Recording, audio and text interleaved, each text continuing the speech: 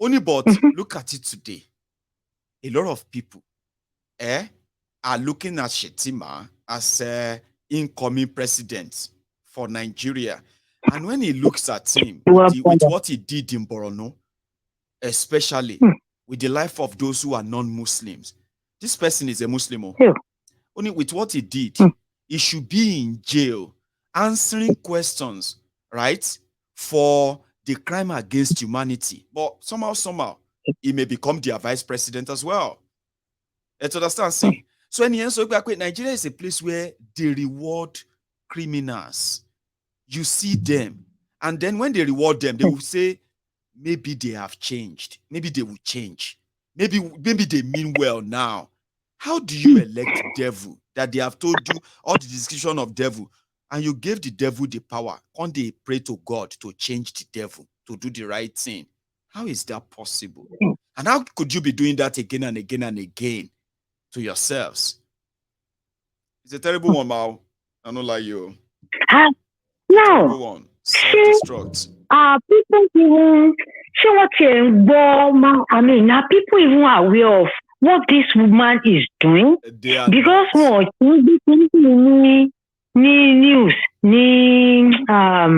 news station in Nigeria. Nobody they don't say them like this. They get insane. And then you imagine.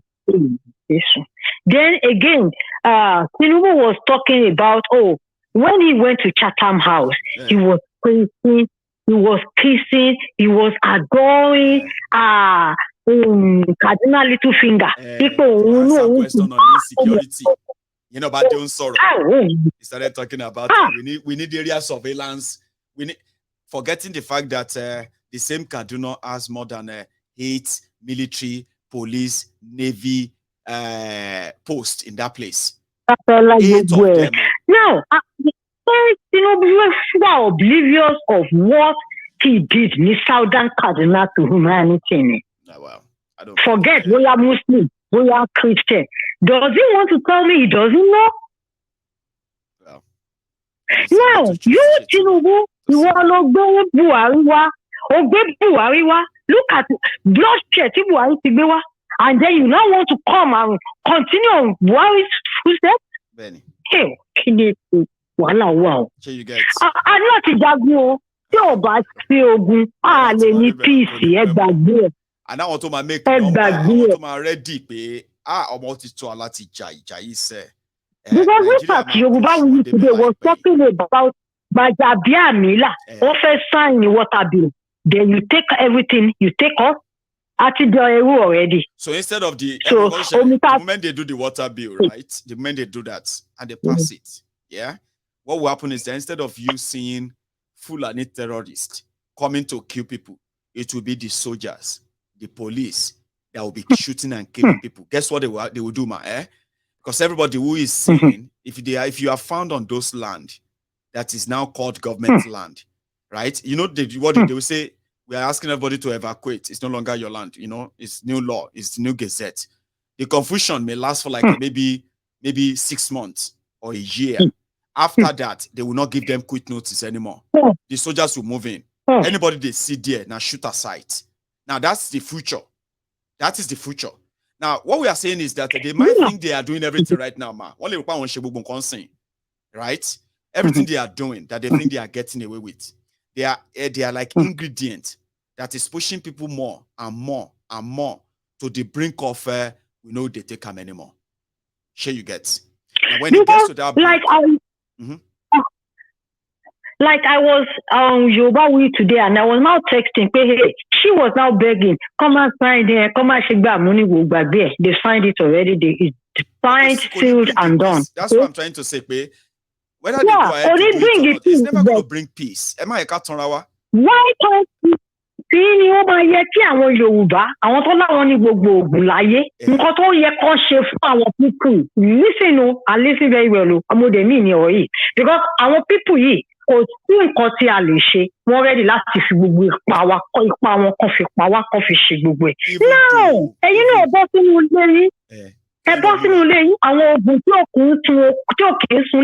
oko ló máa ń sùn ẹgbẹ́ síta fún ẹnikẹ́ni tó bá jẹ́ Fúlàní àbí sójà kan tó bá ti ń gbé ẹsẹ̀ lé gbogbo bí òjò wa ikú ni fún wọn nígbà tí gbogbo bá kú bẹ́ẹ̀ yẹn ó bá tán ṣé ń sọ kọ́kọ́ fún yín ó bá tán ṣé ń sọ kọ́kọ́ fún yín bá sá ṣé ń sọ kọ́kọ́ mà ṣe fẹ́ mo gbọ́ gbọ́ kọ́kọ́ mà ṣe rí nǹkan tí Yorùbá Nollywood tí wọ́n ṣe sí wa lára àwọn Ògúndé à ń kó kọ́lọ́n darí jì wọ́n ni mọ nǹkan tí mo sọ bẹ́ẹ̀ mà àwọn nǹkan tí à ń wò yìí ti jẹ́ ká believe pé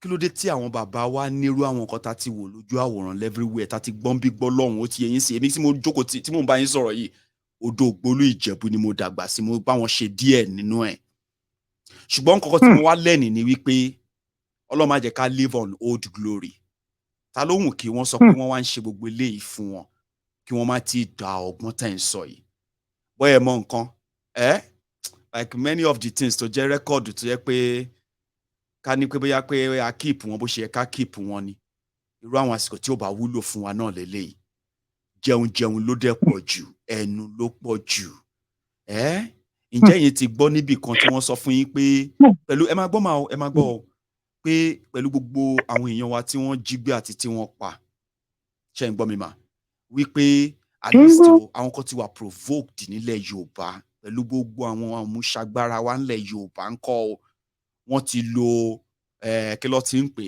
wọ́n ti lo àkágò ó ní nǹkan tí mo kà mí kò tó ń pè ní àkágò àbí nǹkan sọ ọmọ àgbà tó bá kó adìyẹ sínú àgò ní ṣẹgẹt tó bá lọ sóko olóko tẹfẹ lọ jí nǹkan bẹ ṣòye yín sìn so nígbà tí kí ni ẹ bá máa mú yín ó máa pa yín pọ̀ sójú kan báyìí olóko yẹn máa kàn dé ó máa wá bá yín lójú kan bí tẹ jókòó sí yẹn náà ni ṣẹgẹt nígbà tẹ́mi wà ń kékeré wọ́n ti pariwo ólé nígbà tá a máa débẹ̀ táwa ti rò pé bóyá pé wọ́n mólé àbí àṣé àwọn tó ń gbá mo fojú mi rí ni o kì í ṣe inú fíìmù o ó ṣe tẹ́ bá mix gbogbo ẹ̀ mọ́ra wọn ẹ realize wípé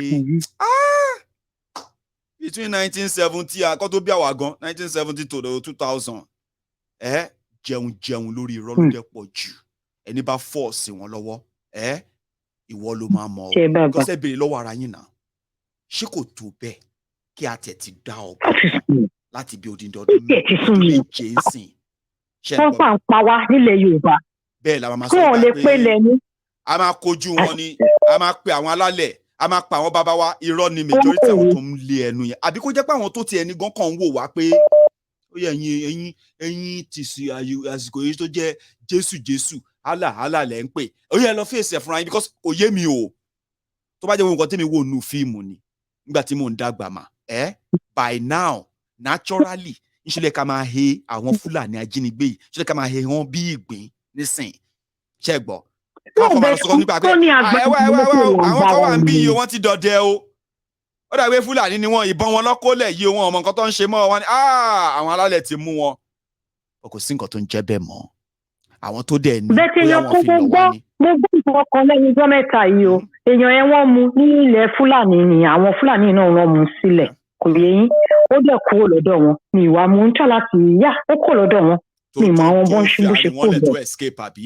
gbogbo yẹn náà possible kọ́ tá à ń sọ ní pé ṣẹ́rí pẹ̀lú monumental ní àwọn ìbọn sódà bí ìbọn anti-aircraft ṣẹ́mọ̀pá àti èmi mi ò mọ̀ sí bóyá ní because ní defense tó dàbí ìgbà tó yẹ pé a máa sọ pé okay a ní àmì Yorùbá àmì àbẹ́ nǹkan kan ẹgẹ́ tí ń sìn so orú wọn nǹkan tá a ní yìí lẹ́yìn máa kọ̀wọ́ pé ó tẹ̀ jẹ́ oyin tó máa ń sọ yẹn náà lọ́kàn dájọ́ ṣẹ́mọ̀pá ẹni tí yóò bá rojú ẹni tó rojú yìnbọn báwo lè fẹ́ yìnbọn. tó máa lè kí ìyẹn bá dẹ̀ ti ta wọ́n báyìí kó máa kú ni. ṣe ti understand èmi àti ìlàjọ ń wí ṣe tó láti wo Yorùbá náà lè too much ṣe ti understand brain wa ti wà stimulated ẹ máa gbọ́ brain wa wà stimulated. ó wà àní ó wà oyin yẹn wà mo mọ oyin yẹn mo rí toyin yẹn rí tó jẹ́ pé ẹnì yẹn wọ́n fi gba ilẹ̀ ni wọ́n fi ṣèkà fún ni wọ́n gba ilẹ̀ oyin ló ta máa yẹn pa ó tá pa ni. ẹ̀yin mọ̀ pé naturally tí oyin bá attack yín bí attack ó lè pààyàn normal ṣe mọ̀ ṣá like normal. ẹ mọ̀ àbí normal tóyin bá attack yín ó jẹ́ Amẹ́ríkà ní bó jẹ́ anywhere tó bá ti gbé yín lọ sí A&E tó sáré wá nǹkan tó máa ṣe sínsìn poison yẹn ó lè nǹkan tí mò ń sọ ni wípé àwọn nǹkan kan wà tí àwọn káyọ̀ Tóyìn káyọ̀ everything kò yé sí àwọn kó wà tó yẹ pé àwa àti gbọ́ àti kà tó pé irú àwọn àsìkò yìí a ò need láti máa dúnàádúrà lé lórí báyìí ṣe get ìṣúlẹ̀ ká máa sọ̀rọ̀ pa pé àsìkò yìí gan láti ẹ pé ẹ mọ nǹkan tẹ bá pè wọ́n àwọn tó ń sọ pé àwọn lè ṣe báyìí o lórí ọ̀rọ̀ ilẹ̀ Yorùbá o wọ́n á ní ẹ ń gbà tó fún wa lówó àná ń jí wa gbé wọ́n ń jí wa pa àwọn ìṣẹ̀ṣe ilẹ̀ Yorùbá ṣé dìgbà tó bá fún yín lówó kẹ́ tó gbèjà ṣe mọ́ lóko bẹ́ẹ̀ káwa ní fún yín lówó lẹ́yìn táwa ń sìn kọ́kọ́ ṣe ná kọ́kọ́ ṣe ná káwọ̀ bóyá torí ọ̀lọ́ jẹ́ pé mi ò kí ń gbà wọ́n ní nǹkan yẹn kọ́kọ́ ṣe ẹgbọ́n mi sà máyégún ẹ jẹ́ kọ́kọ́ tẹ̀ lọ ṣe ná káwọ̀ ná. kọ́kọ́ náà lájọ́ ń sọ wọn ò ní ṣe wọ́n ní láti fún wọn kọ́ báyìí káwọn tó lè ṣe ti 419 gbájú ẹ̀ ló pọ̀ jù ẹnu torí tó bá wá sọ pé fẹ́ ṣe jùjù àwa ẹ̀mọ̀ kan ẹ̀mọ̀ ètò máa ń bàyàn lẹ́rù àgbọ̀ ṣó ń sọ fún mi pé kò sóògùn àbí ṣó fẹ́ kí n dánwò lára ẹ̀ ṣó fẹ́ kí n ṣú ẹ̀ ẹlẹ́nu ni o ara tí yẹn ló ti fẹ́ ṣú àbó fẹ́ kí ní kò sáré ya wèrè sòtò ló pé lè sọ pé kéèyàn sáré ya wèrè yẹn ó ti lágbára kan táyé òrírí àbó fẹ́ kí n sọ pé kò ṣọ́kú nísinsìnyí lójú àwọn ìyá ẹ̀ irú agbára yẹn kó lè sáré fi bùgà lójú yá àbí kí sáré nípa kó sáré gbé ẹṣin irú àwọn nǹkan tó ní nìyẹn tó lè sáré fi ẹṣin tó bá ní chance ẹ̀ ọ̀ irú ìta ń sọ yìí anyway ma ṣòye yín sìn gbogbo báyìí jọ ń jù síra wa yìí sìn àjọ ń tọ́ láti sọmọ ni pé bíi challenges ni ṣòye yín nílùú mi lódò Ògbólúngbà kan a máa ń ṣe kí ló ti ń pè a máa ń ṣe ọdún kan ọdún Agẹmọ ni ṣẹgẹt níjẹ̀bú so ọdún Agẹmọ yẹn ọdún èpè làwọn aráàta máa ń pè wípé ọdún tó jẹ́ pé tó bá pàdé Ìjẹ̀bú July la máa ń ṣe níjẹ̀bú ṣòye yín so òun ní gbogbo àwọn nǹkan tó ní ṣe pẹ̀lú oògùn ni o in fact ṣé kí n sọ bí ọdún yẹn ṣe lágbára tó mà ìjọ tí wọ́n bá fẹ́ lọ tí gbogbo Ìjẹ̀bú àwọn òrìṣà Ìjẹ̀bú from everywhere tó bá fẹ́ move ẹyọ kan péré nínú wọn lobìnrin lè rí tó bá ń lọ majority wọn pátápátá obìnrin ò lè rí wọn now new story táwa wá gbọ́ ni pé anything tí wọ́n bá sọ ní ọjọ́ yẹn tó bá sọ báyìí wàràwàrà ló máa ń ṣẹlẹ̀ àsọmọ kékeré ọmọ Alágẹmọ ni mí o wọ́n bí mi sínú ẹ̀ náà ni o ní side ìyá mi o ṣẹ́gẹ́t mo dẹ̀ ṣe yẹn sì mo participate gan now àwọn tó jára àta wọ́n believe wípé tí obìnrin bá ṣí ojú wò wọ́n nígbà tí wọ́n ń lọ yẹn nǹkan tó bá ní kó ṣẹlẹ̀ sóbìnrin yẹn ló máa ṣẹlẹ̀ sí now àwa gẹ́gẹ́ bí ọmọ Ìjẹ̀bú I respect ọjọ́ yẹn bí ọjọ́ ìwúre kì í ṣe ọjọ́ èpè ọjọ́ tí gbogbo a máa ń bọ̀ tàbí ṣe bọ́n náà ti gbé gbogbo òrìṣà jáde wọ́n ti kó gbogbo àwọn irun because wọ́n ṣe ń lọ yẹn I believe pé ọ̀ntì tó bá padà dé ní ẹ̀yìn ọjọ́ 9 tẹ́ bá já ewé lẹ́niwìẹ̀ nílẹ̀ Ìjẹ̀bú kò ní ṣiṣẹ́ believe yẹn pé strong tó nìyẹn o so ọjọ́ ìwúre làwa máa ń kà sí àwa bọ́ta àwọn òbí wọn máa ṣàdúrà fáwọn ọmọ wọn orí àwọn ọmọ mi kó sún wọn o kó ṣoríire o kọ́ jẹ́ kọ́ rí mu kọ́ tọ́jú mi kọ́ pẹ́ láyé o kọ́ ṣègbà kọ́ ṣe àwòṣe you get bó ṣe dáwà tí a wo potency ọjọ́ yẹn àwọn tá jẹ́ young people tèmi mọ́ o àwọn wà curious tírú agbára yìí bá wà ṣe jẹ́ ká lò fún ọ̀dà àṣẹ lè ṣòye yín sìn but it doesn't work that way èmi ti find out kò yé yín mà ṣe rí tó bá jẹ́ pé bóyá pé a dá wà láàyè ara wa ni gbọ́ mi ìṣe ní nǹkan tí a ní yìí tó jẹ́ ohun ìṣọ́ra ilẹ̀ Yorùbá yìí ìṣe ló máa jẹ́ àdàpọ̀ mọ́ nǹkan tí ayé ń sọ when it comes to defence security ṣòye yín sìn o lè láyẹ̀tà o lè ní ọ̀wọ̀ at the same time tó bá fẹ́ lọ kọjú ẹni láyé ìgbà tí wọ́n ń lo ayẹ̀tà àti ọ̀wọ̀ ọfà ni wọ́n máa ń ta àti ṣakabula nísìnyí nígbà tó ń ṣe ṣakabula ẹni bá máa yin ṣakabula láyé ìgbà yẹn o láti close men tó yin fún kó tó lè àfẹ́ tiẹ̀ nísìnyí wọ́n lè wà ní bóyá bí 500 meters away pa ó máa mú ẹ lọ́gán ni so kò ń ṣàyẹ̀tà nìkan la ní ìdì mọ́ I also need àwọn èèyàn tó yẹ pé wọ́n máa train lórí ballistic handling ni o ballistic vest ni o head helmet when you talk about security. And láti jẹ́ káwọn èèyàn mọ̀ pé àwọn náà láti advance. Kò rubbish nǹkan ta ni o. Ń ṣe ló jẹ́ kí nǹkan ta nìyẹn. Kí àwọn tó jẹ́ modern kí ni wá hard mọ́. Báwo lèèyàn ṣe máa kó AK-47 dání, ìbọn tó ń wọ ara pléènì tí wọ́n mi ṣẹ́rẹ́. Ìta ìfọgbọ́lọgbọ́gbọ́, ìta ìfọgbàlọgbàgbà, tó bá dájọ́, ọjọ́ tá bá dájọ́ kíní. Bàbá, ìbọn ti bá ẹ, ó ti ṣubú, kó tó canvas yẹn délẹ̀, ó ti lọ. So yẹn ni mo fẹ́ káwọn èèyàn wá mọ̀ pé kò sí nǹkan tó wrong pẹ̀lú ìṣẹ̀ṣe títí wa. Ayé ti change. Ẹ gbà mí o. Ṣé mo kọ́ ṣáàtì tí wọ́n ń lọ báyìí? Fulani terrorist ń sọ yìí mà. Àwọn Fulani terrorist ń sọ yìí mà. Láfíà tó bá gbé AK-47 dání, wọ́n á tún de bàǹtẹ́, wọ́n á de òǹdè, wọ́n á de gbá, wọ́n á de nǹkan kan mọ́ra wọn. Wọ́n ṣe ní AK-47 yẹn gangan yẹn ti ṣe 97% iṣẹ́ tó fẹ́ kó ṣe. Ìlú tó kù yẹn kó kàn fi build confidence ni pé tí nǹkan tó bá ń yìn lù wọ́n tó bá miss, bóyá yẹn á prevent àwọn. Ẹ lọ wòye terrorist náà tó yẹ kó wọ́n yìn wọ́n lulẹ̀ bí gbàtẹ́. AK-47 ò ń ṣe anything tó bá dira, ó máa dira ni. Dídira yẹn ò ń ṣe nǹkan tó jẹ sínú nìkan. Èyí tó fi cover níta gan need láti matter because when it comes to warfare ma, nǹkan ti change. Ẹ má jà tanra wa. Ṣẹ́rí à ń mi ṣẹ́rí à ń sín gbẹ́rẹ́, à ń kó nǹkan kọ́run à ń ṣe kíní kan ò tó mọ́. Because ibi tí wọ́n ti ṣe yẹn, tó bá realize pé ṣe bá ṣà ń gbọ́ gbogbo ẹ̀, ẹlòmíwà tó bá ti tó bá yìnbọn fún ìbọn wọlé. Tó bá rí ibi mú ẹbí chicken, tó bá mú ẹbí chicken, wọ́n máa dẹ̀ ẹ́ mú mọ́lẹ̀ báyìí bí òkúfe ni. Tó máa fọ orí ẹ̀ mọ́lẹ̀. Àní kò sí kú tí ò ra adìyẹ lọ́rùn, ẹni wọn ní ẹyí lọ́rùn, ẹgbẹ́ lọ́bẹ, ẹtú, kó ṣàtìkú. So if you have to survive, ìwọ náà láti build that same kind of resistance. Yẹn láti láti educate àwọn èèyàn wa fún sí pé kò wrong o. Ọ̀dọ́ ìbá fẹ́ kú bí chicken. A lọ kọjú ti AK-47 ayẹta AK-47 máa yẹta o. And kò rí dínkù pé bóyá ìṣẹ̀ṣe ò dá o. Wọ̀ wẹ́rẹ́ báyìí lọ́ máa pa ẹ́. Guess what? Ẹni tó sín gbẹ́rẹ́ yẹn fún ẹ, tó bá rí ṣakabula kò ní dúró. Èmi ti rí ni o, mo fojú mi rí àwọn nǹkan bẹ́ẹ̀ yẹn ni o. But it is well, ma. Then again, one other thing, let me put on a final note. Ẹ jọ̀ọ́ tún máa bá mi sọ̀rọ̀ lórí àwọn ọba yìí àti àwọn politicians pé ẹ kò máa fi ṣe mọ̀ lálálẹ́ tẹ́ bá ti fẹ́ ṣe tán ẹ máa jẹ́ kó ẹ máa fi ṣe bí àbí closing remark pé ṣẹ́rẹ́ yìí tẹ́ ń pera yín lọ́ba yìí ní ìlú táwa wà yìí wọ́n máa ń plan for 50 years ní full generation wọn Amẹ́ríkà làwa wà yìí nǹkan tí wọ́n máa jẹ ní 50 years wọ́n yẹ fẹ́ káyé wọ́n rí 50 years wọ́n ti ṣe sílẹ̀ báyìí ọ̀nà ẹnu wọn dẹ̀ ń tọ̀ so gbogbo bó bá ṣe wá pé kí ilẹ̀ Yorùbá rí in the next 50 years wọ́n máa plan ẹ̀ sílẹ̀ báyìí òun plan yìí òun làwọn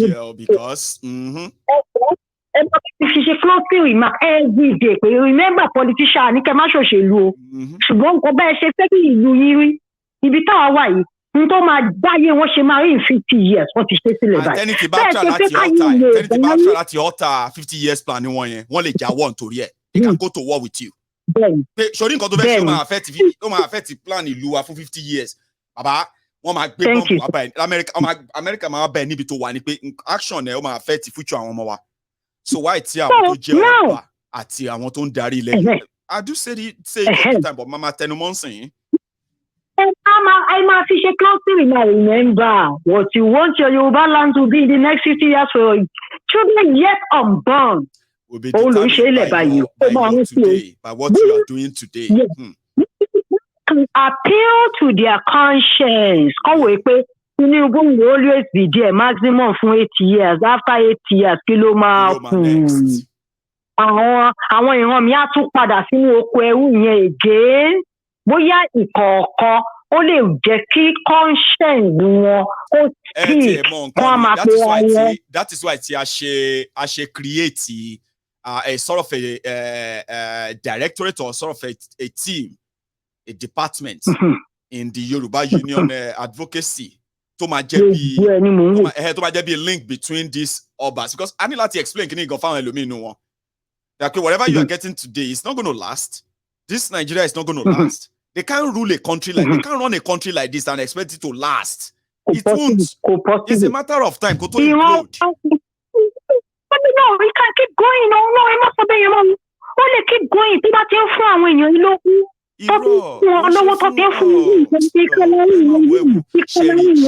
Sherry. Ó dàbí bubble báyìí ni. Ṣòye yín sìn. It's been so long. And many times ni àwọn wèrè yìí ti àwọn èèyàn débi tí gbogbo ẹ̀ ti fẹ́ fàyà. Bọ́ ẹ̀mọ̀ kan tó ṣẹlẹ̀ ni pé tó bá ti fẹ́ débẹ̀ yẹn, somehow wọ́n máa ń bá àárọ̀ àti ọ̀dọ̀fin inú wọn sọ̀rọ̀. Wọ́n sáré withdraw. Ẹ jẹ́ fún láwọn example kankan. Nígbà tí wọ́n dé ní 1984, ìyẹn àwọn kí ló ti ń pè December 83-84 àwọn Buhari and co.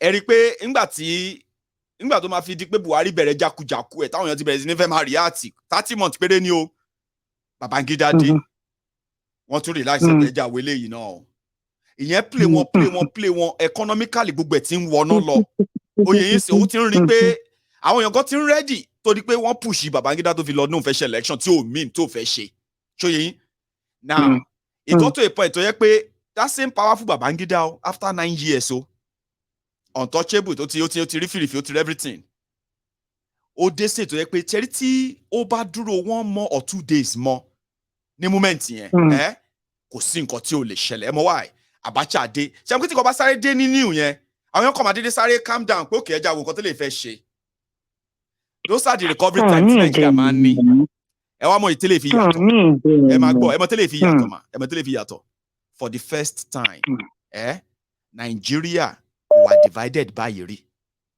for the first time Nigeria ìyà ò jẹ wọ́n tó yìí rí now ẹ wá lè sọ pé wọ́n lè endure ṣẹ́gẹ̀t but ṣẹ́ dáwọn tó ń treat wọn báyìí wọ́n hàn rò pé àwọn ń ṣe nǹkan kan tó wrong sọ pé tó bá ṣe nǹkan débi kan á wò pé ọmọ ìbílẹ̀ ṣe this thing ti fẹ́ fàyà o ẹja calm down ẹja slow down ṣẹ́gẹ̀t oya let's just be nice ẹja pretend pé àti nice àti change so kí tension fi lọlẹ̀ àwọn eléyìí ò ran anybody wọ́n tẹ bírèkì pedal wọ́n accelerate lọ ṣẹ́gẹ̀t ń sìn. Because Tinubu Yorùbá they needed Yorùbá support Yorùbá ló ń gbé wọn ló ń jẹ́ kó máa ṣe bullshit yìí náà bẹ́ẹ̀ tí tẹ́lẹ̀ gbogbo tó yẹ mo sọ pé ẹjọ́ ẹ máa bá wa sọ fún wọn pé Tinubu maximum 8 years ni ó máa lò àwọn ìran yín wọ́n á tún padà sóko ẹrú o bóyá ká tó bá tún tò wọ́n. tálẹ́ máa pè ń gbà yẹn kó wá ràn wá lọ́wọ́. Tala ti fẹ́ pè ń gbà yẹn so ẹjọ́ ẹ bá mi sọ ọmọ all the time remember oko ẹrú tún lè ṣèjì lélẹ́yìí ẹ padà ẹjọ́ politicians àwọn ọba àti àwọn religious leaders àwọn bàbá Adébóyè àwọn Africa àwọn tó ń gbá lẹ́yìn wọn because gbogbo all the same all join ni get they are all the same components. bóyá tá a bá bẹ lórí wọn sọ̀rọ̀ bóyá conscience tó bá ṣe tí kan ní wọ́n bá tiẹ̀ lè ní conscience tí wọ́n ò ní ọ̀fíìsì yẹn bá tiẹ̀ lè tọ́ni ìran ó wò pé ìwọ̀n mi máa wà nú ewu lọ láíláí mà ní kí leléyìí 50 years from now kí ló máa ṣẹlẹ̀ sí mi lamẹ́ríkà wàá mọ ohun tó máa ṣẹlẹ̀ sí wa ẹ jọ̀ọ́ ẹ máa tún sọ because ẹ mọ̀ ẹ ní platform yẹn gangan ẹ bá wa tún fi ìjà ogun yẹn bóyá a lè ṣẹ́gun I don't know. Thank you so much. God bless you. More than that, because I know I'm so passionate already. Mayegun, you and this caller, you can just share program. I have a lot of people like that, you know. So thank you very much. So they must have enjoyed you. Thank you so much for your time. You're welcome. And you too, sir. Yes, ma'am. So I just got like 2 other people on the line, but somehow, the thing has done what he usually does. So hang on, I think I've got one person. I hope this gets through. Hello there, Emiloko of Qatar. Hello, Michael. Yes, sir. Good evening. Good evening. How are you? I'm fine, and yourself? Well, I'm here. Thanks for asking. And Merry Christmas in advance. In advance. That's right. Nice one. May Almighty Allah continue to be with you and your family. Thank you. Now, I want to say big thanks to Princess as well for bless her for living our own tough and making time for all this to make it happen. I know. Thank you so much, Princess. Thank you. For every one of us too, I want to say thank you. Not just Princess, but the kudos go to Princess. Because there are sometimes people tell you, because in controversy, whatever you plan to do will not work. So thank God for giving us time and energy to make it come reality. Thanks, Baba. Thank you. I want to add more to what our lady that just got on the phone with you. The last caller, yes. Now just the last caller. Ṣẹ́rí ọ̀rọ̀ ìṣẹ̀ṣe yẹn. Ṣẹ́rí àwọn custodian yẹn ti gbàbọ̀dé ni. Òótọ́ ìṣẹ̀ṣe wà o. A lot of them want to gbàbọ̀dé ni. And you know something, Baba, it's because of it pé nǹkan tó bá náà fẹ́ ṣe yẹn wọn ò ní intention láti ṣe. It's what they are going to get from it. Pé ó yá gbéṣẹ́ yẹn fún jẹ́ kí n ṣe. They don't really, like they are not really interested in, just give me the money. My father is from Ijebu. Bless you. Ọmọ Ijebu Òkè Àgbò ni dáàdì tèmi o. Okay, my mother is from what is it called? Òkè Àgbò. Òkè Àgbò.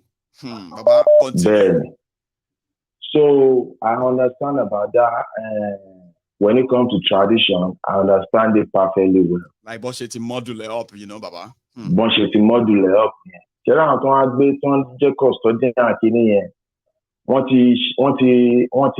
ti gbàbọ̀dé débi pé spirit tó wà ní kíní yẹn tó yẹ kó máa ṣe ń gbà yẹn gan, ó ti fílẹ̀. Kò tí ò bá ṣe bẹ́ẹ̀ ni, you and I watch Gani Adam and his own àwọn ajá ìjọ yẹn and we're still alive. Tó ń forí woman tó wà ní Germany àdúgbò ní woman yẹn wà níjọ sí. Báwo pé báyìí tó máa fi di bí ọjọ́ kejì ó yẹ kí woman yẹn kàn dédé kú. Yèyé dára Yèyé dára. Kó yẹ kí woman yẹn ṣe fídíò pé a ti kórè ẹ lẹ́ni o ìjọ kìnnìkan. Tó tún pajá tó ń ṣe oríṣiríṣi èyí ṣe gbà wọn wípé sàkámàjẹ wọn ti. Sàkámàjẹ nìyẹn náà.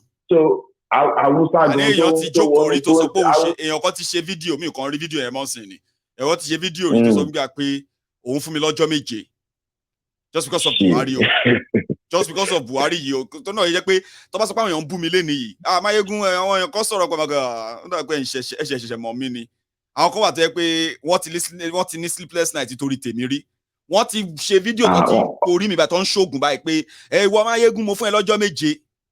Gbogbo yẹn kò sí nǹkan kan bẹ́ẹ̀ mọ́ kò sí nǹkan kan bẹ́ẹ̀ mọ́. èmi á fi owó pósí ẹ̀rọ ṣe. There's nothing into it. There's nothing in it anymore. Anyway, years ago, The only thing we need to plan is, when it comes to security now, the same sophisticated weapon táwọn ló ti ń lò náà láti dojúkọ wọn. Ṣẹ́rí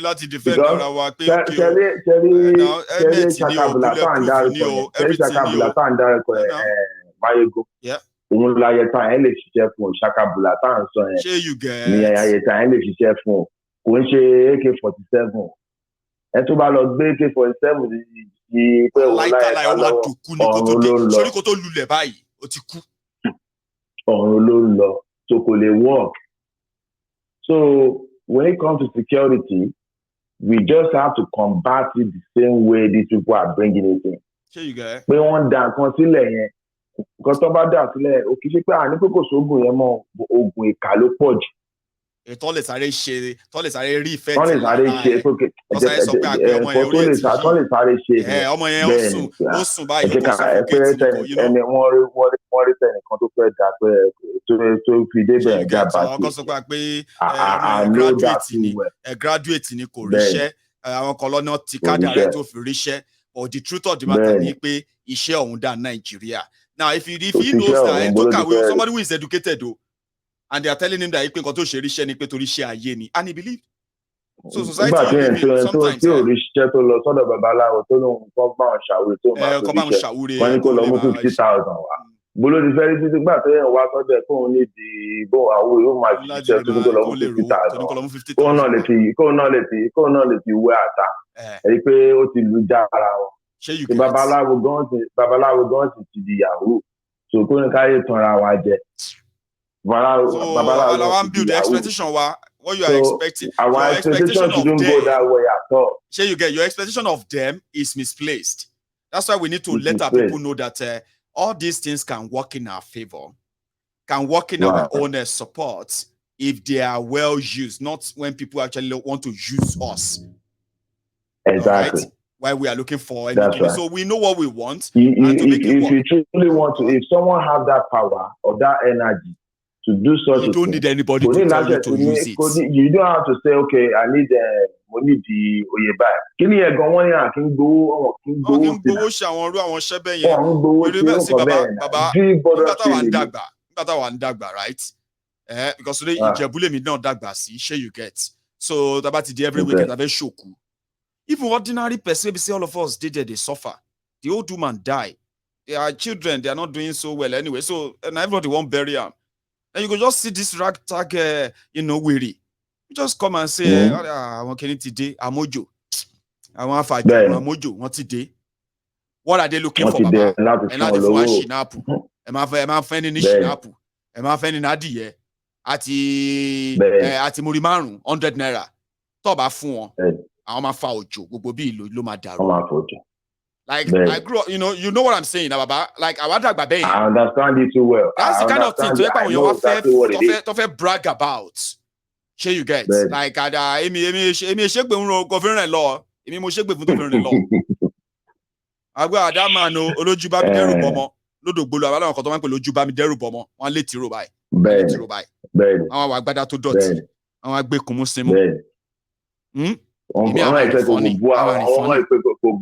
just to laugh.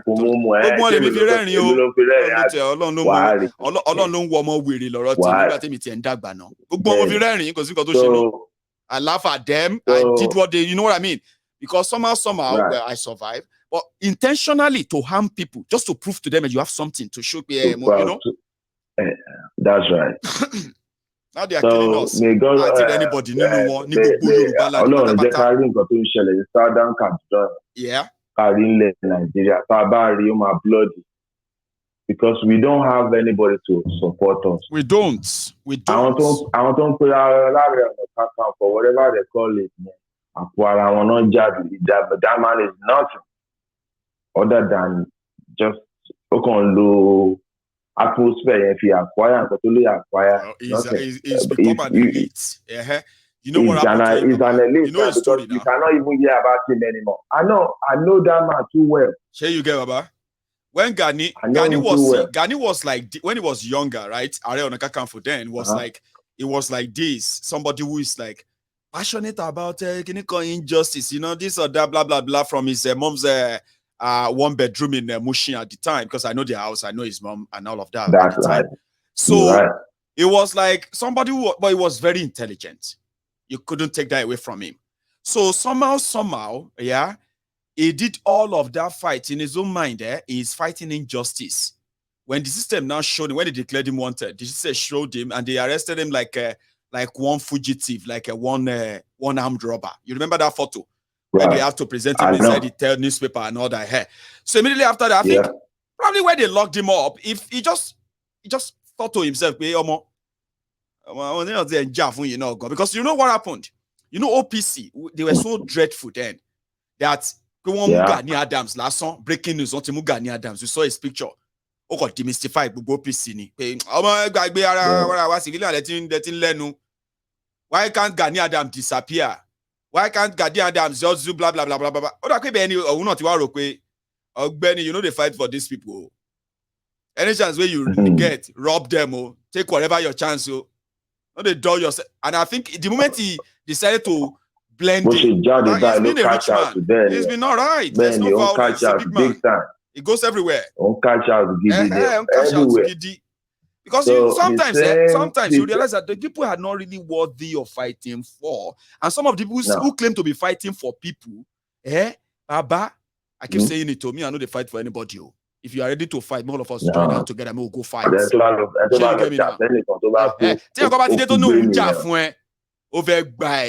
Pay attention very well. The commodity you get. That's right. Now you that they trade.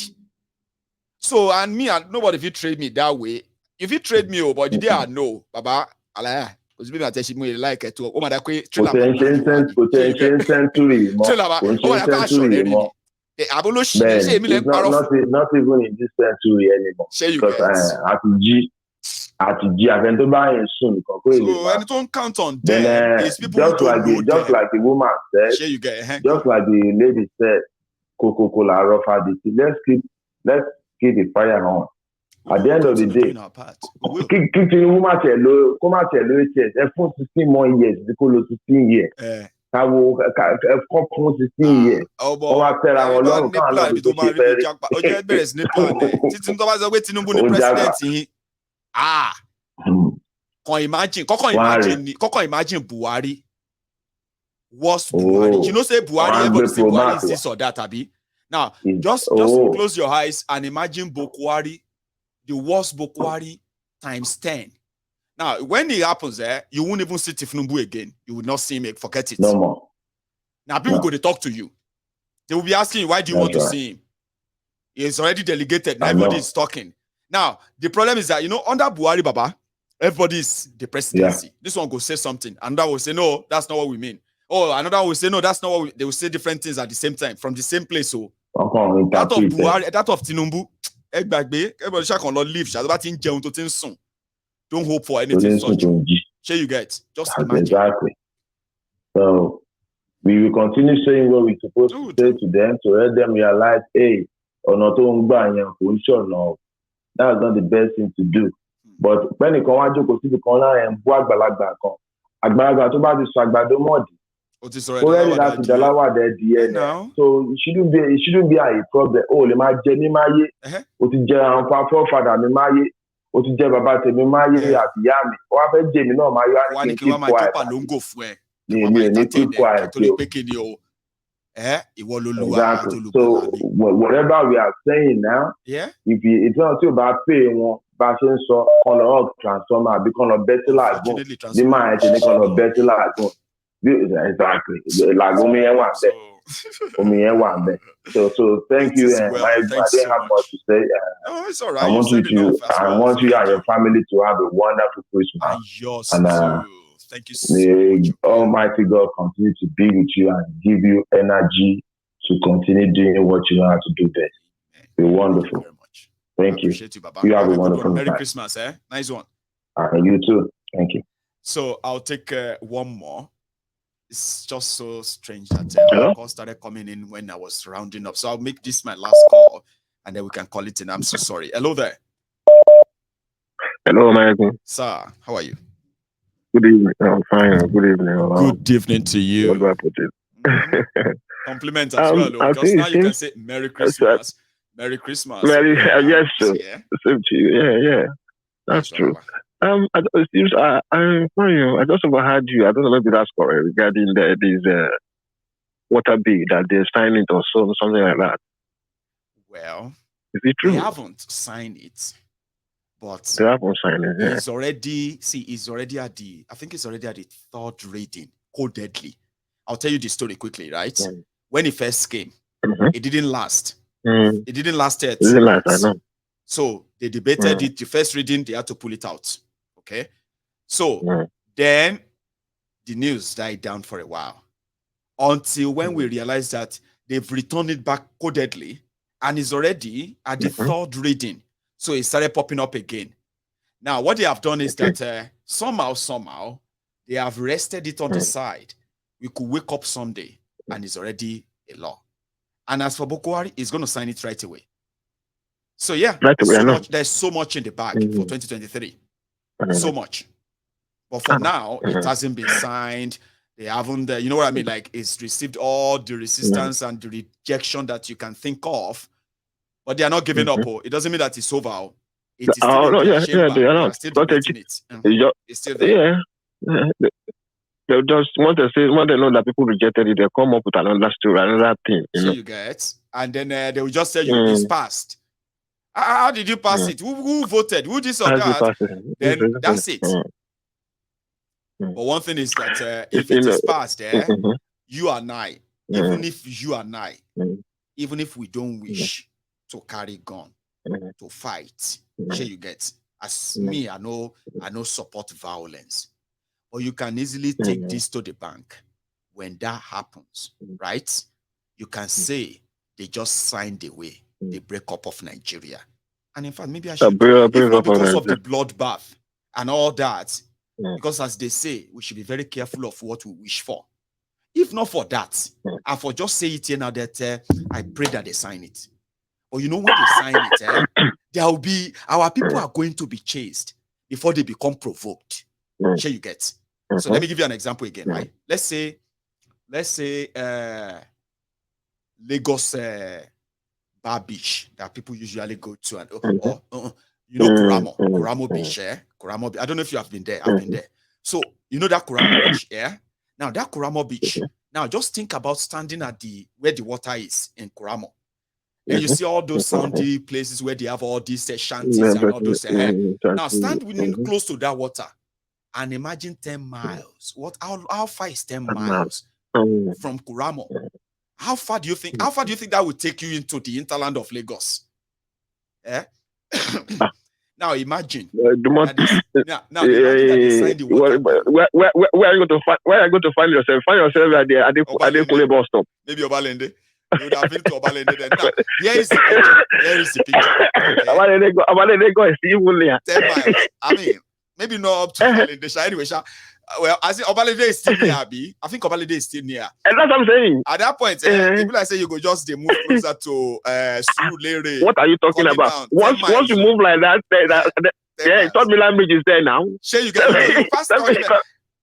See, in fact, it's unimaginable. Now, let's imagine that they now said everybody from that place should move out. Because the 10-mile radius belongs to the government of Nigeria from the water. You see all those ones where they brag, say there be APC landlord in Lagos. They go buy guns. Those who can't buy guns, they will make guns. Because you know what? Like I said, Fulani terrorists will no longer come in to chase you. Now soldiers will come because you're trespassing. No, you are living on the government land. By law, you shouldn't be there anymore. Now they've given you time 1 year to move. What are you doing here? What are you still doing here? That's exactly what will happen to everywhere there is water in southern Nigeria if their water will be signed. So now tell me, convince me that when that happens, it's not the signing away of the breakup of Nigeria. Maybe I'm just overreacting. Of course, tell me how that's going to bring peace. Yeah, it is. Is that possible to bring peace? Yeah, there's no way. No way. For example, my papa gave us for Kaduna before he died. 2-story building. Right? Now, let's say that my land is very close to Surulere, which means it's in Ketu, right? Let's say it's somewhere in let's say it's somewhere close to Kuramo Beach. And me, they believe that one day, if you just go back there, just go renovate that my old man house, convert them to something, make money. They're right here where I'm sitting here in the UK. I receive a call and they say, forget about your papa house. So the land self, you don't belong to your papa anymore. Now the government of Nigeria own it. Papa forget now. All of us could become rebel. That's exactly what I think. If they dare it, if not because they are going to kill our people at the end of the day chasing them, I'm just going to wish for it and say, praise that they've signed it. Then you can go and rest and ensure that Nigeria will not last 10 years after that. I swear, you can take them to the bank. I don't care how much force they have, how much propaganda they have. You are chasing millions of people out of their lands and homes, destroying them to go and replace the places with who? With who? Where? And some people say, for me. You can describe it for me. It's impossible. Well, they know, but let them do it. They know. Oba of Lagos, they go chase her. Oba of Lagos, Palace of Oba of Lagos. It will become the property of the government. Because what I'm even praying for now, Tinubu family, especially Latori, they should kill them. They should feel the pain because they're just killing people at random. Well, this Tinubu is out, and whatever they call it, if they are smart, they should kill them. They should feel it so they can feel it. See, let me say this: if they are smart at this point, which I don't think their smartness and their overconfidence are aligning. They are in contrast because Baba, things are going down. It's going to lead to where people are no longer going to be able to do this anymore. they are going to lose control. Then you know when they lose control, they panic. Look at what happened during the NSAS. They panicked. Bukwari was begging on TV. Tifnumbu was begging people on phone, telling them they are misunderstanding him. It's not him. It's not this or that. They were panicking. And when they're in panic mode, you know how they react. They use the force, violence. Now you know what will happen when they push people to that stage. That violence will be defeated, and Nigeria will be no more. Even when those people who are like shouting one Nigeria today, even if what I just said now, you see, what I just said now may be shocking to them. A lot of them will say, no. You see, when that time comes, they will lead the front. Let's break this thing up. Let's break everything up. This is impossible. We can't, because it's going to be happening. Another thing, sir. Somebody, I was speaking to a team of, I was speaking to two people today, Princess and somebody. And we spoke to some extent, and that person said, we're talking about the insecurity, okay? Like, it could happen anywhere now, and all of that. And it was like, but they will not try that one in Lagos, something like that. And I said, do you know that 7 years ago, an average Yoruba person, if you told them then that one day is coming, Fulani, and they are gone, they will be kidnapping you, they will be shooting you, they will be killing you, they will be taking ransom from your family and your people. A lot of Yorubas will laugh. You remember that was 7 years, 8 years ago, it was Boko Haram in the north. Majority of us then felt like that was the problem of the north. 7, 8 years after that, we are now paying ransom to the same Fulani terrorists in Yoruba land.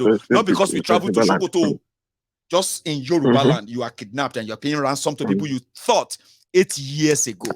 Such would never happen in Yoruba land. When I said that, I was like, Baba, I never thought it that way.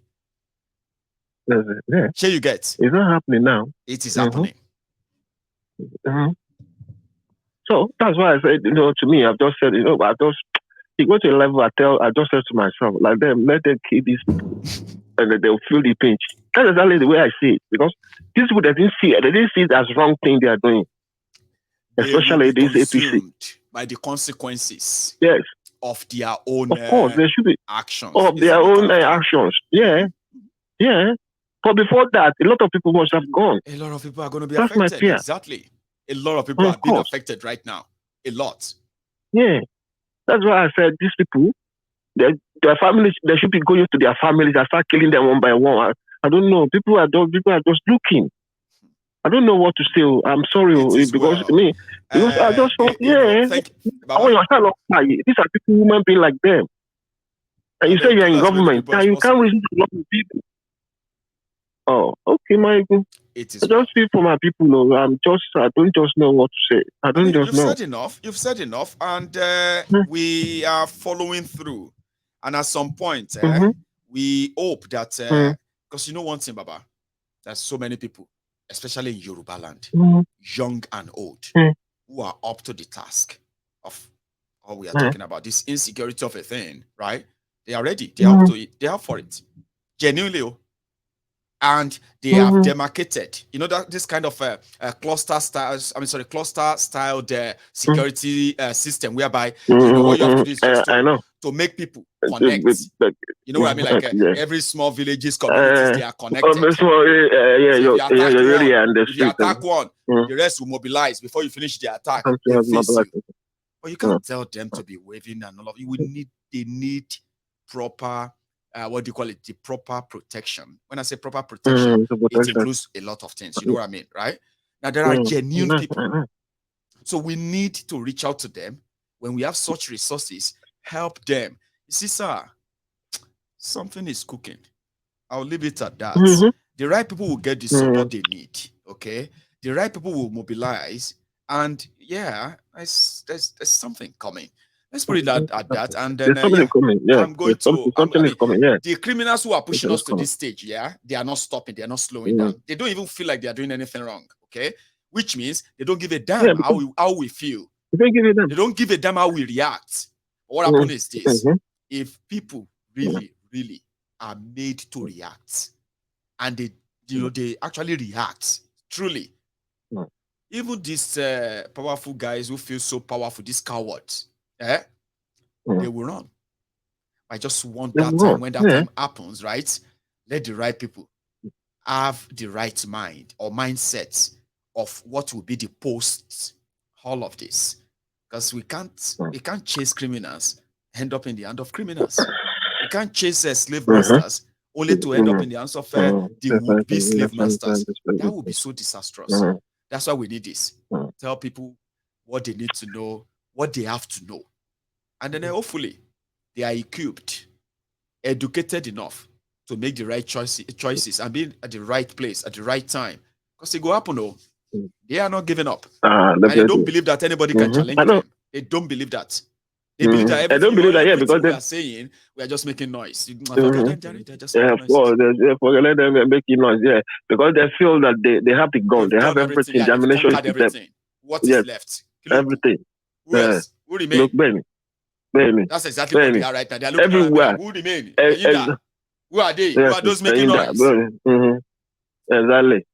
So where are the even they're using call to do all their perpetrating evils they want to do. They're just using him, pushing him forward, that kind of stuff. I mean, that's what they're using him for. I don't know. You can't read the lines. You can't read from the lines. But this is exactly what they're using him for. Is not interesting. You remember when I said something about the basement campaign strategy where they are going to make sure that the whole show is going to be them, that they coordinate and arrange. Okay? If you have watched some of where Kolu has been appearing, you can tell that there are places where his people coordinated. The narrative, the conversation, okay, the ambience of the gathering and the rest, they are those things they made up, including those who are going to ask questions, those who are going to answer questions, how they're going to answer, and what they're going to talk about. All of them are scripted to be in a way to help them manage the packaging called Kolu. All Kolu is after is that I just want to wake up on the 26th or 27th of February and you tell me that I'm now the president. That's all I care about. Whatever it's going to take, I don't care. There's so much loading up, sir. There's so much disappointment loading. But above all, the criminals in Nigeria, they have now overdone it. If APC becomes the likes of PDP and they rig themselves to keep themselves in that power, you can possibly go get ready for what is going to happen after. Not a threat. Baba, sir. So thank you very much. I'm going to thank you very much. Yes.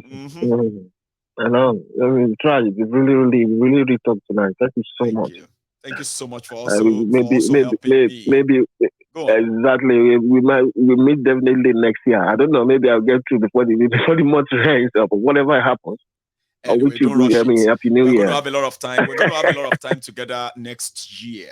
I kind of can see that. I feel like I'm going to be available in few places next year. And sure, let's wish ourselves the long life and then in good health. Okay. Now, once we are guaranteed of that, which I believe that we are, at least by faith, Abi. Now that means we can plan and hope for what 2023 has in stock for us, including what Nigeria is going to unleash on us next year. Because it's a two-way. It's a two-way traffic. Sure you get. As the people they are oppressing and bullying in Nigeria, and those who are supporting them, as they have to live with the consequences of what happened after 2023. A lot of us in the diaspora, like we have been living with the consequences of what happened in 2015, whether we supported or not, whether we participated or not. A lot of us have been living with the consequences of that. Sure, via our family members, friends, relatives who have been hit by this APC trailer. So, whatever happens in the 2023, if it happens, we are also going to have to bear it too. So it's better we all know and get ready. Thank you so much, sir. Whatever it is. Yes. Thank you so much. And you too. You have a good night. Take care. And you too. Thank you very much. And everybody as well. Thank you so much for your time. I am happy that we are able to spend extra time. Okay. Even though I had to spend a longer time with some of the callers because the line was malfunctioning from the start. And I didn't expect to even take any call anymore. I was rounding up. So thank you very much to everybody who has been part of this for the rest of the evening.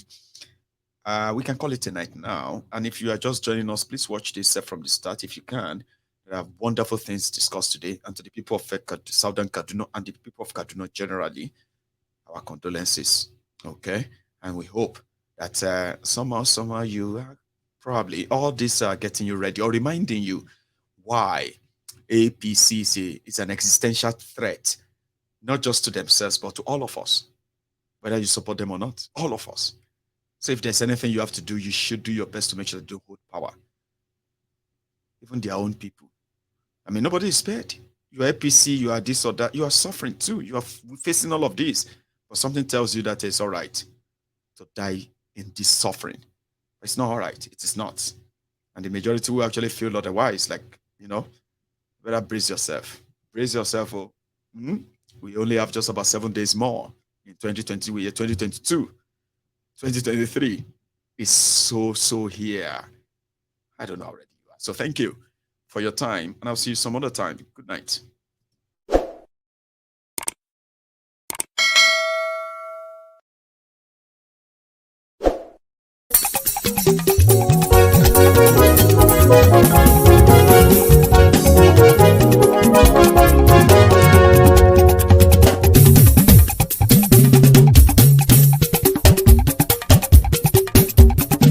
Mayegun làwa mọ̀ làmọ̀ tó dòdòdò. Mayegun Diary Nayibi #1. Mayegun làwa mọ̀ làmọ̀ tó dòdòdò. Mayegun Diary Nayibi #1. Mayegun ti dé o ọ̀rẹ́ ará ìlú. Mayegun Diary Nayibi #1. Lórí Facebook lórí YouTube. Mayegun Diary Nayibi #1. Gbogbo bó ṣe ń lọ ni Mayegun já wa sí. Mayegun Diary Nayibi #1. Àṣírí ọ̀jẹ̀lú kì í bò níbẹ̀ o. Mayegun Diary Nayibi #1. Bó bá ṣe eré àní Mayegun máa wí. Mayegun Diary Nayibi #1. Ó sì tún ṣe eré wàá gbọ́ níbẹ̀ o. Mayegun Diary Nayibi #1. Mayegun Diary political. Mayegun Diary Nayibi #1. Godfatherism kò sí lọ́rọ̀ Mayegun. Mayegun Diary Nayibi #1. Ẹ farabalẹ̀ sẹ́ o kẹgbọ́rọ̀ lẹ́nu o. Mayegun Diary Nayibi #1. Àní Mayegun làwa mọ̀ tó dòdòdò. Mayegun Diary Nayibi #1.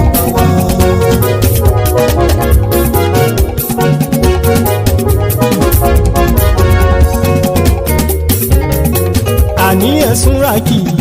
Mayegun ti dé. Mayegun ti dé. Ọ̀jẹ̀lú ẹ̀sùn ràkì. Mayegun ti dé. Àní ẹ̀sùn ràkì. Mayegun ti dé. Lórí Facebook. Mayegun ti dé. Àní ẹ̀sùn ràkì. Mayegun ti dé. Lórí YouTube. Mayegun ti dé. Àní ẹ̀sùn ràkì. Mayegun ti dé. Bọ́ bàbá gbé wúrẹ́. Mayegun máa wí. Àní ẹ̀sùn ràkì. Mayegun ti dé. Ijó ìgbádìyẹ. Mayegun máa wí. Àní ẹ̀sùn ràkì. Mayegun ti dé. Bí pẹ̀sìdó bá rúfin o. Mayegun máa wí. Àní ẹ̀sùn ràkì. Mayegun ti dé. Bí gómìnà kówó jẹ. Mayegun máa wí. Àní ẹ̀sùn ràkì. Mayegun ti dé. Ọlọ́pàá tí ń darí bá. Mayegun máa wí. Àní ẹ̀sùn ràkì. Mayegun ti dé. Aṣòfin tí ń rúfin o. Mayegun máa wí. Àní ẹ̀sùn ràkì. Mayegun ti dé. Òpùrọ́ olóṣèlú. Mayegun máa wí. Àní ẹ̀sùn ràkì. Mayegun ti dé. Ọ̀jẹ̀lú ẹ̀sùn ràkì. Mayegun ti dé. Àní ẹ̀sùn ràkì. Mayegun ti dé.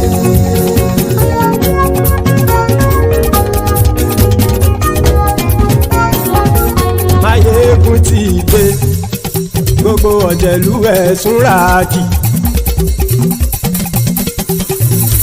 Mayegun ti dé. Gbogbo ọ̀jẹ̀lú ẹ̀sùn ràkì. Ṣùgbọ́n ní bá ti ṣe èyí tó yẹ kí wọ́n ṣe, ọmọ bá dèrò ní fi wọ́n níran o. Mayegun ti dé. Gbogbo gbogbo ọ̀jẹ̀lú ẹ̀ súnra kí. Máyégún ti dé gbogbo ọ̀jẹ̀lú ẹ̀ súnra kí. Ṣùgbọ́n ní bá ti ṣe yìí tó yẹ kí wọ́n ṣe ọmọ bá dẹ́rọ̀ òní fi wọ́n níran. Wọ́n fowó bẹ́ẹ̀ o Máyégún ó sọ pé wọ́n ò fẹ́ bẹ́ẹ̀. Wọ́n fowó bẹ́ẹ̀ Máyégún ó sọ pé wọ́n ò fẹ́ bẹ́ẹ̀. Oníkan ṣáàtì ṣe yìí tó yẹ kí wọ́n ṣe fáwọn ará ìlú tó gbé wọn débẹ̀ o àyè. Máyégún ti dé gbogbo ọ̀jẹ̀lú ẹ̀ súnra kí. Máyégún ti dé gbogbo ọ̀jẹ̀lú ẹ̀ súnra kí. Ṣùgbọ́n ní bá ti ṣe yìí tó yẹ kí wọ́n ṣe ọmọ bá dẹ́rọ̀ òní fi wọ́n níran. Ha! Kì máa yí ṣe eré ọ̀rọ̀ yìí kì í ṣe ẹ̀fẹ̀.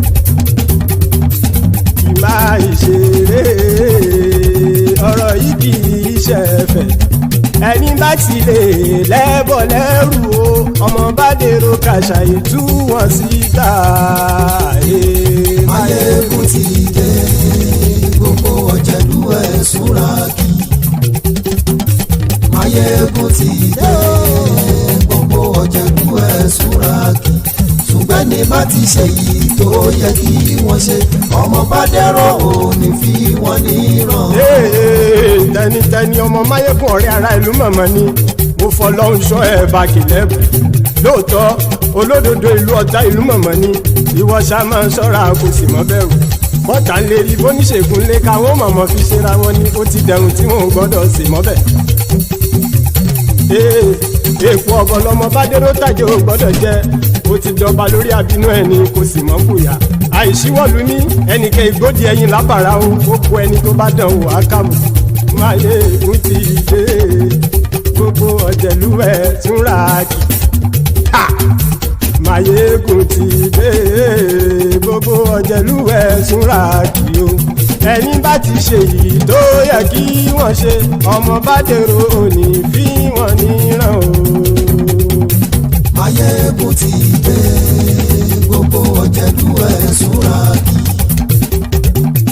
Máyégún ti dé gbogbo ọ̀jẹ̀lú ẹ̀ súnra kí. Ṣùgbọ́n ní bá ti ṣe yìí tó yẹ kí wọ́n ṣe ọmọ bá dẹ́rọ̀ òní fi wọ́n níran.